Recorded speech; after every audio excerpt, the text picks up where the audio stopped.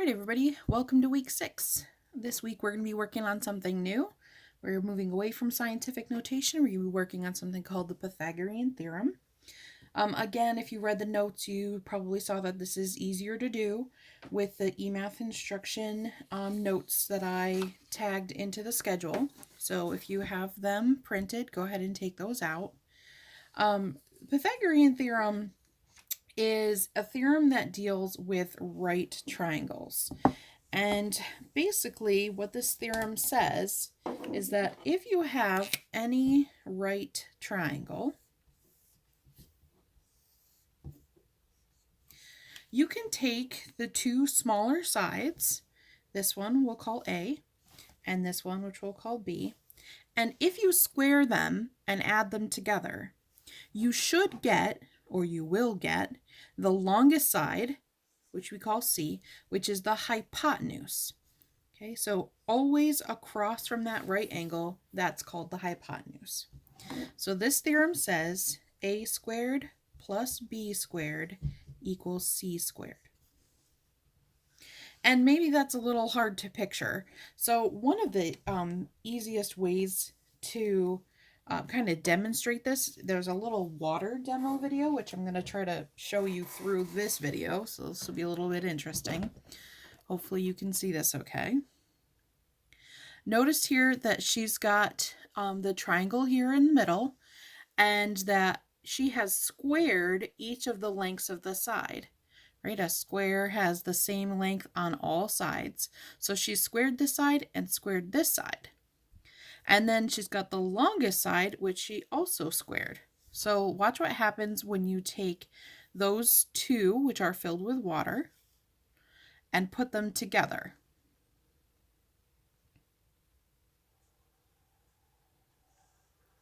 So this is called a water demo. You see that as that fills, it's proving that the two sides that are squared added together will be the same length or the same as the hypotenuse squared. And that works in the other direction as well. All right, so let's go to our notes.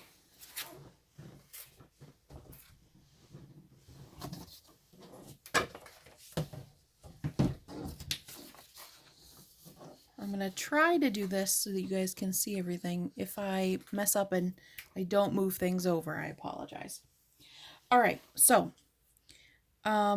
first, it's important to remember that there are two things, that we deal with. We deal with legs and a hypotenuse when we're talking about these triangles.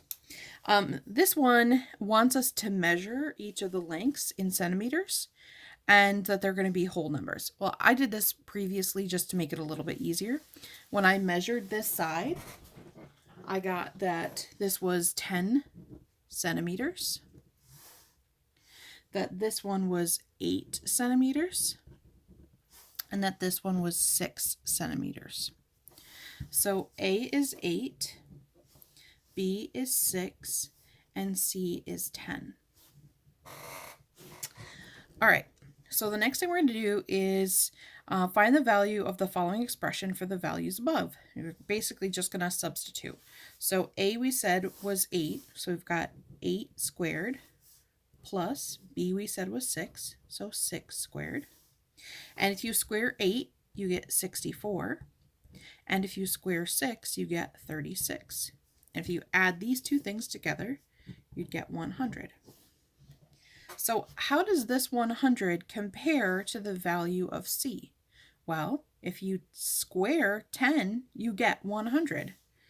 So 10 squared is 100. All right, so this relationship between the sum of the squares of the legs, these two sides, and the hypotenuse is true for every right angle. It's known as the Pythagorean theorem. So you've got what we talked about, the Pythagorean theorem right here, where you take the two legs and square them, and that's equal to the hypotenuse squared. And the hypotenuse is always across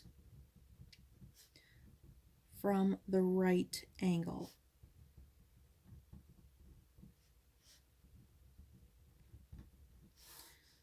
So this is the hypotenuse. All right, exercise 2 says, a right triangle has legs with lengths of 5 inches and 12 inches. Use the Pythagorean theorem to find the length of its hypotenuse. So, the hypotenuse is across from the right angle. What is the measure of this? Well, we can use this a squared plus b squared equals c squared to find it. So it doesn't matter which one of these two you label A or B. They're pretty much interchangeable because you're adding, you're not subtracting. But we do know that this missing side is C. It's a hypotenuse that's missing. So if we fill this in, we would have 12 squared plus 5 squared equals C squared. Well, 12 squared is 144, and 5 squared is 25. And that would be equal to C squared. 144 and 125 is 169, and that would be C squared. Now, notice it's not just C, it's C squared. So what two numbers multiplied by itself, what number multiplied by itself would get you to 169? Well, what you can do is you can take, if I wanted to undo this, you know how when we are trying to solve these questions and we have something like where, here, let me bring this board back over, where maybe you've got, let's do something really easy, like x plus 10 equals 17. And you know that to get this x by itself, you would subtract 10 from both sides. We use opposite operations, right? Or if you had something like 3x equals 27, you know that these are being multiplied, so you divide. So we've got addition and subtraction, which are opposites, and multiplication and division are opposites. What would be the opposite when you have something that's being squared? Well, what you do is you take the square root. So if I take the square root of 169 and I take the square root of C squared, what happens is when you take the square root of a square, it just drops and it's that thing. Because C times C is C squared. So undoing that square by taking the square root. If I undo the square of the square root, so if I take a look at the calculator, you notice that the square root sign, there's one right here on this type of calculator. I just type in the 169 and I would get 13. So this missing side length is 13 inches.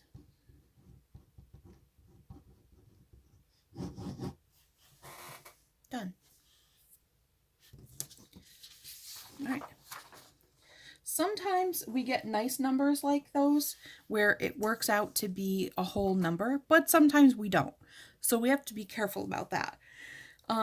In the notes here, they're going to ask you to round to the nearest tenth, but sometimes it doesn't do that. And what you can do is simply leave it in the square root form, which is something that I'll show you here in a minute.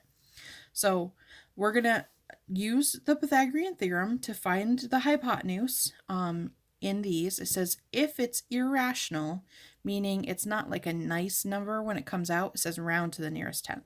So, but let's just try A first. So we've got these two sides, and the missing thing is the hypotenuse. That's our C. So we've got 12 squared plus 9 squared equals C squared. So you can, if you want, just take that whole thing and plug that into your calculator like this. 12 squared, oops, let me get that 0 out of there so I'm not confusing you. 12 squared plus 9 squared, and you'd get 225. So this whole side is equal to 225. And that would be C squared. If I want to find what C is, I have to take the square root of both sides. Now, normally I wouldn't write it out like this each time. I would just go like this and pop the square root over both sides, but since you're very new to this, I want to make sure that you're seeing like what I'm doing to make this happen. So if we take the square root of 225, you get 15 as an answer. So C is 15. That's the hypotenuse. So again, worked out to be a nice number. Let's look at B though. If I do it for this side, again, trying to find the hypotenuse, which is C. So I've got these two things, which I'm going to square. 10 squared plus 8 squared is going to be C squared.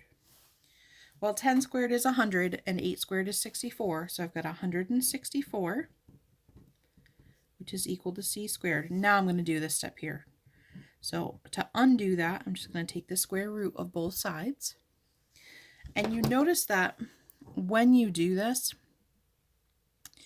this is not going to be a nice number. If I take the square root of 164, see, it's not like a nice whole number. So what I'm going to do here is just round this, as they said, to the nearest tenth. The tenth is the first number after, oops, sorry. The first number after, are you going to let me redo? No? Okay. Put that back in. The decimal point, and the 0 would not change this 8, so I'm going to leave this as 12.8. So we have that C is 12.8. Now this, writing it like this, or if you were to leave it, you could also say that C is the square root of 164, if you like. It is mathematically equivalent, so it certainly does work. All right, let's take a look at the next one.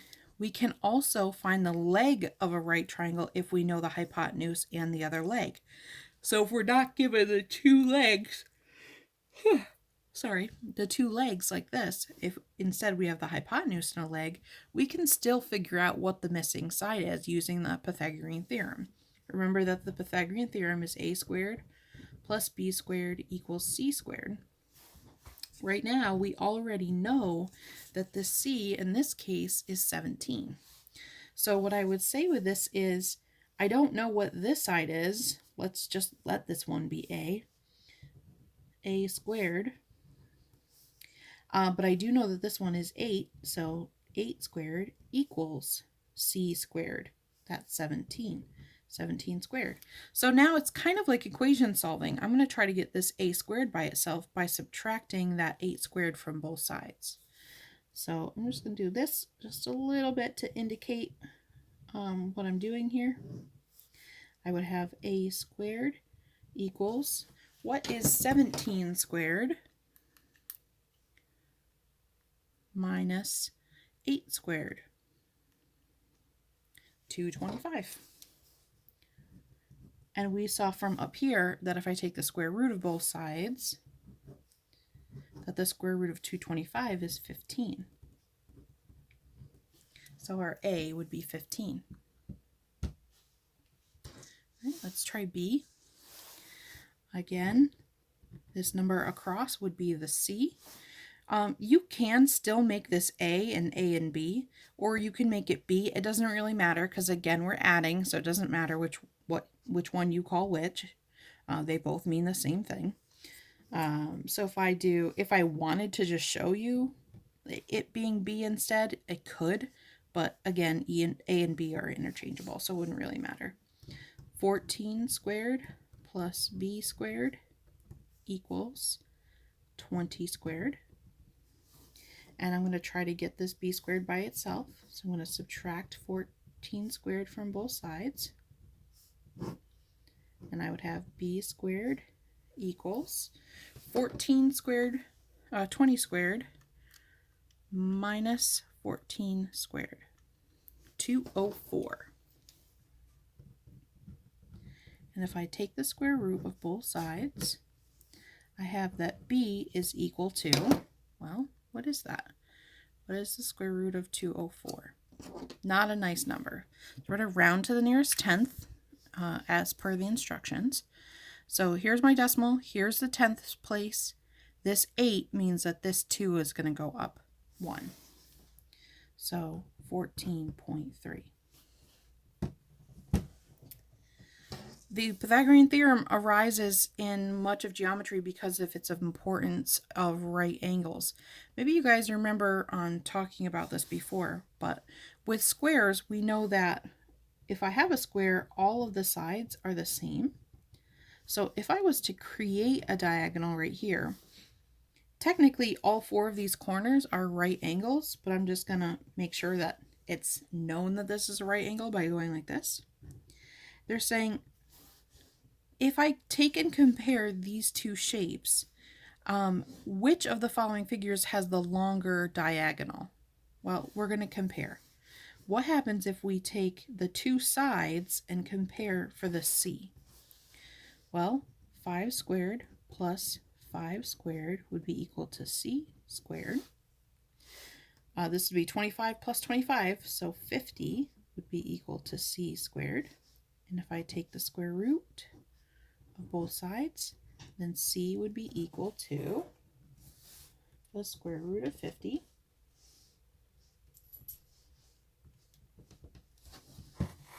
Just right here.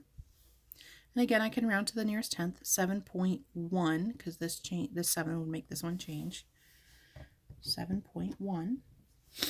And if I do the same thing here, well, this one is a rectangle, and again, all of these would be right angles, but this one across would be 3 inches, and this one would be 7 inches.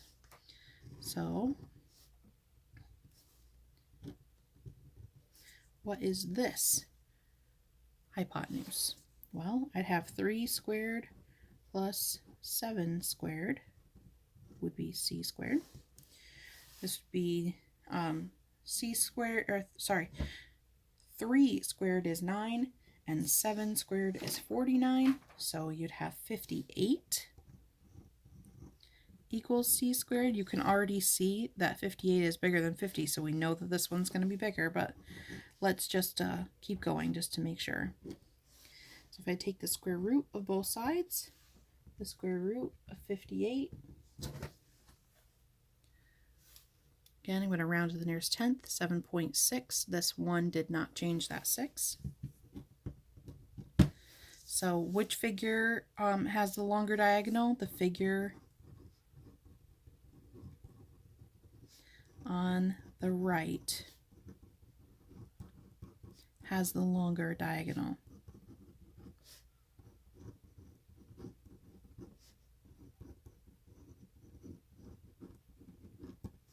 And that's it. That's it for this lesson. The important bit here being that especially the